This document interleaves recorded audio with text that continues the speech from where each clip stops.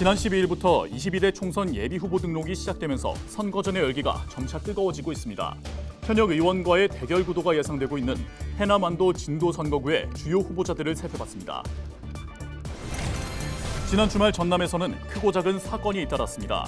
목포에서는 마약 유통책이 검거되고 순천의 한 폐가에서는 시신이 발견됐습니다. 수소버스와 승용차를 함께 충전할 수 있는 공간이 여수에 구축됐습니다. 전남에서는 최초로 특수 상용 수소 충전소가 들어서면서 관심이 모아지고 있습니다. 전남도가 첨단 전략 산업 분야 20조 원 투자 유치 성과를 냈습니다. 전남도는 기업 입주 규제를 완화하고 보조금 지원에 나서 추가 투자를 이끌어낼 방침입니다.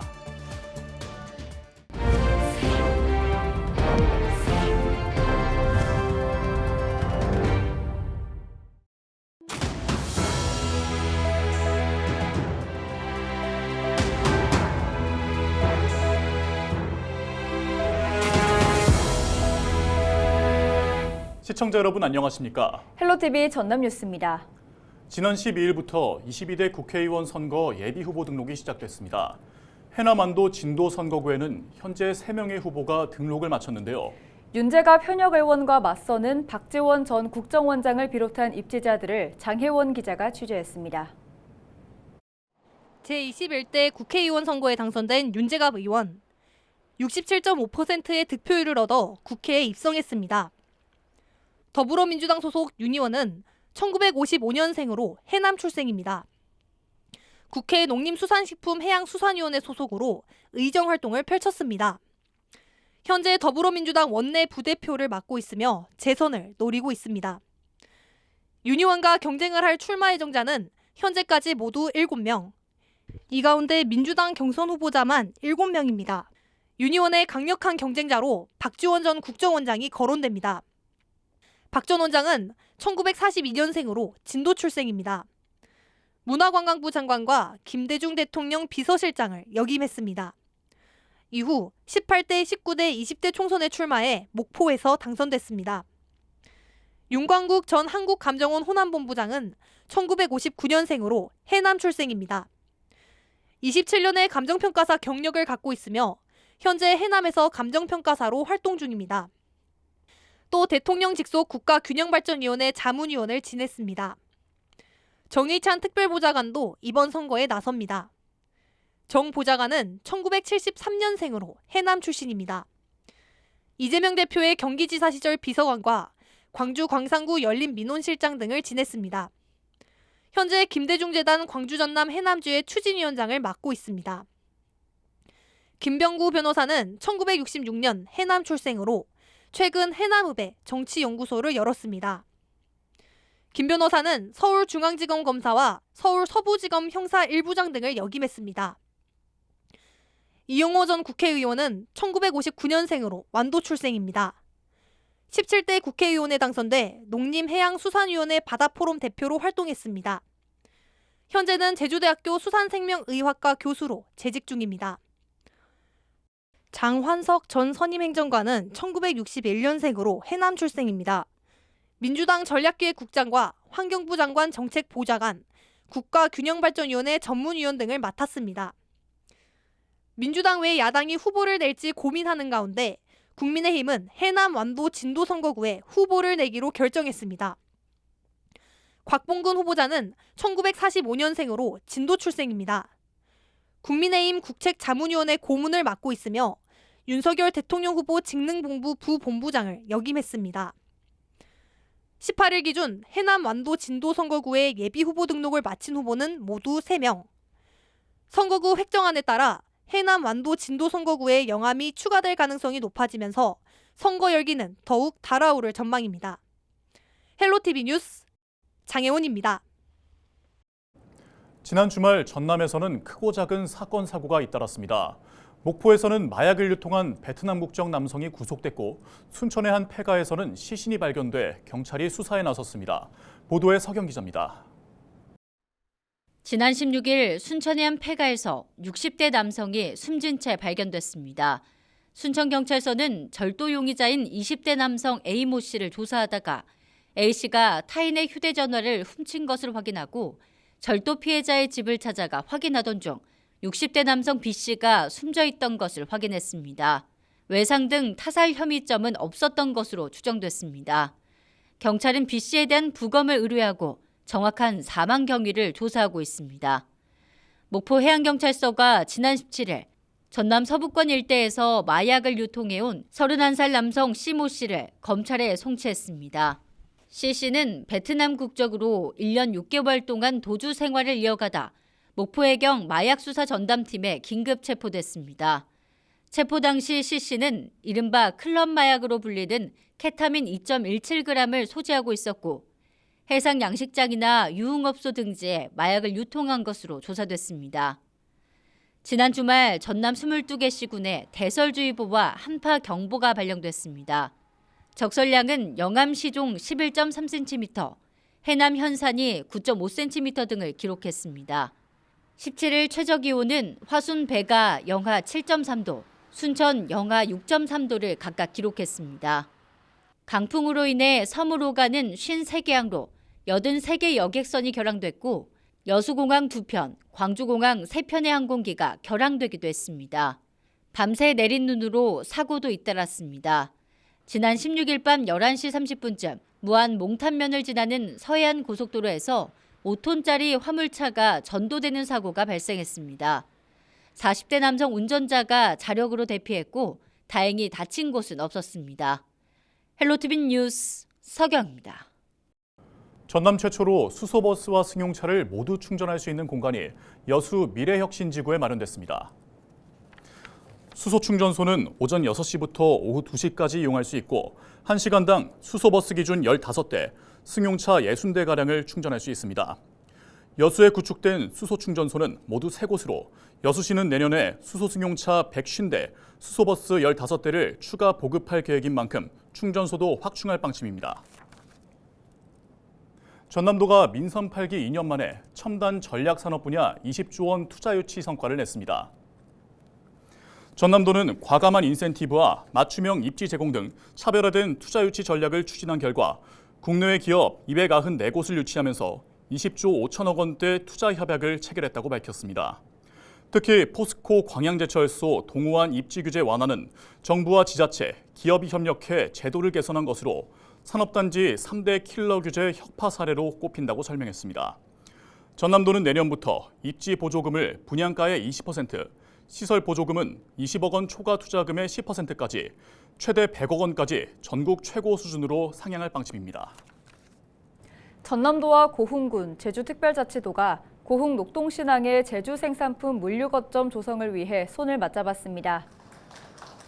세 기관은 18일 전남도청 서재필실에서 업무 협약을 맺고 고흥 녹동신항의 물류센터를 신설하기 위한 국가계획 반영과 물동량 확보, 국비 지원 건의를 위해 협력하기로 약속했습니다.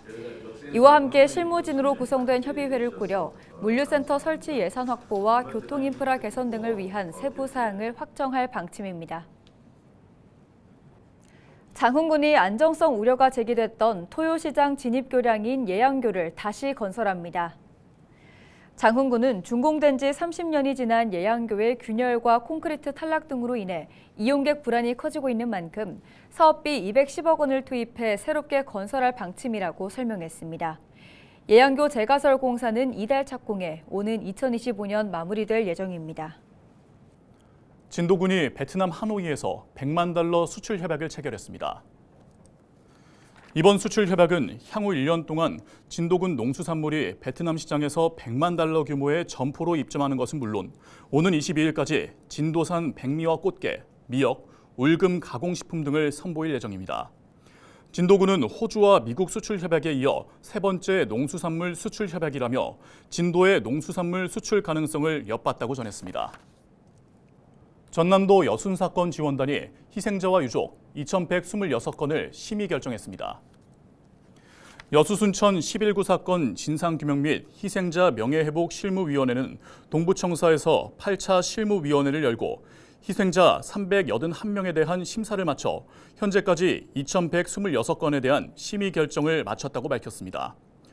지원단은 희생자와 유족 결정이 늦어지고 있다는 우려에 대해 조사 인력 증원과 조사 기한 연장을 담은 특별법 개정을 건의하고 있다고 밝혔습니다. 여순 사건 희생자 접수는 오는 30일을 마감되며 현재까지 접수된 희생자와 유족 건수는 7,155건입니다.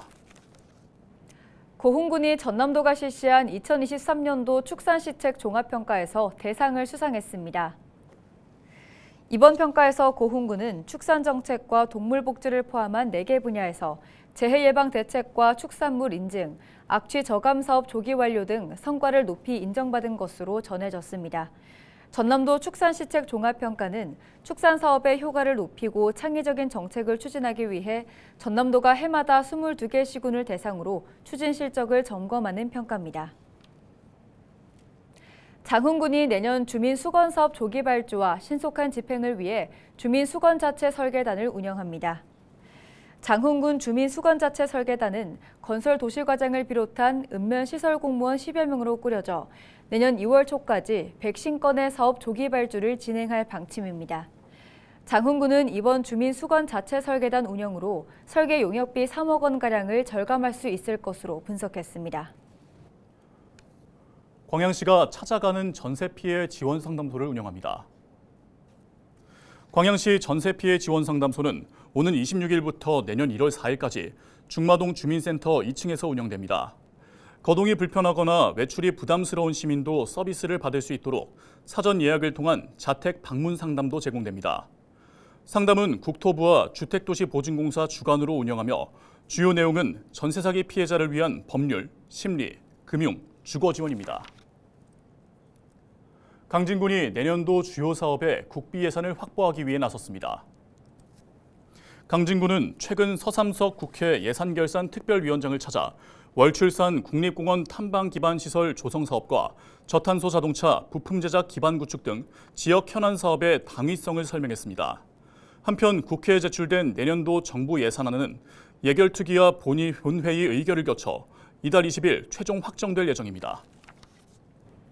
전남 무안군이 지난 15일 청계면 목포대학교 후문에 있는 일부 상권을 무안군 제3호 골목형 상점가로 지정했습니다. 무안군은 이번 지정을 통해 목대 후문 골목형 상점가는 전통시장과 상점가에 걸맞은 자격을 얻게 된다며 온누리 상품권 유통과 공공기관에서 추진하는 시장 활성화 지원 사업 등 다양한 사업을 지원받을 수 있다고 설명했습니다. 골목형 상점가는 2,000제곱미터 이내 면적의 소상공인이 운영하는 점포가 30개 이상 밀집해 있으며 상인회 대표자의 신청을 받아 골목형 상점가 심의를 거쳐 지정됩니다. 올해 강진 다산 청렴연수원에 3,800여 명의 교육생이 다녀가 7억 7천만 원의 수익이 발생한 것으로 나타났습니다. 지난해보다 교육 수료생은 44%, 교육비 수입은 36% 증가한 수치로 강진 다산 청렴연수원은 농촌 민박과 연계한 프로그램과 계절별 맞춤형 교육이 크게 기여한 것으로 분석했습니다. 지난 2011년부터 운영된 강진 다산 청렴교육은 공직자 교육시설로 다산 정약용 선생의 사상과 문화체험을 통한 청렴인재 양성을 목표하고 있습니다. 완도군이 연말연시를 맞아 해양치유센터에서 할인 이벤트를 추진합니다. 군은 연말 할인 이벤트로 2024년 수능을 치른 수험생들을 대상으로 내년 2월까지 1층에 있는 베이식 프로그램과 1층과 2층에 있는 프리미엄 프로그램을 각각 1,000원, 만원에 이용할 수 있는 이벤트를 진행합니다. 또한 12월까지 센터 이용료를 50% 할인해 일반 대상자도 반값에 시설을 이용할 수 있습니다. 완도 해양치유센터는 국내 최초로 해수, 해조류, 머드 등 해양자원을 활용한 다양한 치유 프로그램을 체험할 수 있는 시설로 총 16가지 프로그램이 조성돼 있습니다. 해남군이 연말을 맞아 공공배달앱인 먹개비 이용자들을 대상으로 할인 쿠폰을 제공합니다. 이번 연말 할인 행사는 오는 25일까지 선착순으로 진행되며 먹개비 앱을 통해 결제한 해남 이용자들을 대상으로 5,000원 할인 쿠폰을 지급합니다. 할인 쿠폰은 다른 할인 쿠폰과 중복 사용이 가능하며 먹개비 어플에서 배달과 포장 주문을 할 때 사용할 수 있습니다.